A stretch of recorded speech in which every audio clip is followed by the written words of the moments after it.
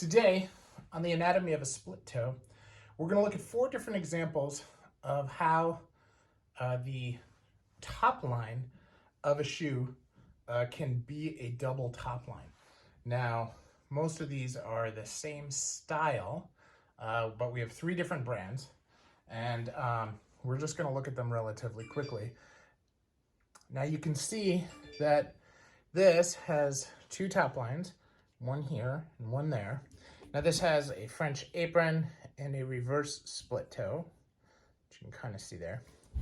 This is a Norwegian welt. And it has the seam on the second type line on the inside, and it has a very large seam in the back. It's there. Now this is a paraboot.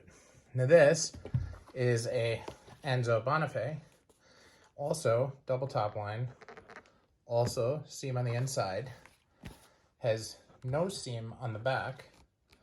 Right now this one has a Norvégese welt, but only 180 because it has a different connection at the waist. This is Japanese, so it's kind of Blake stitched on the inside there. And then this is a different type of join, not a French apron, but it has a reverse welt. Here, this has a different apron still and a totally different seam, same design, where it has the top line.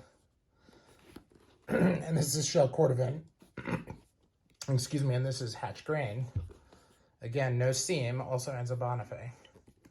But this is just a flat welt, right? So different type of shoe. So even though it's the same design, it has different toes, and the join is different on them as well. This is actually more rounded. This is a little bit more square. And then this is also a Norwegian welt. This is a Bruno Magli. Those are Enzo Paraboot. This also has the double top line, has a small seam in the back, right? And just a very different look to the shoe. So very short video, just wanted to point out, as the split toes go, these double top lines change the way the shoe looks. Now, this double top line actually goes all the way to the facing. This stops here at the blucher seam. This one does the same. This one all the way to the facing. So there are a lot of differences as you start to look at shoes and get more detailed, things that you'll notice that you don't notice when you're first looking at them. And that's part of what makes collecting fun.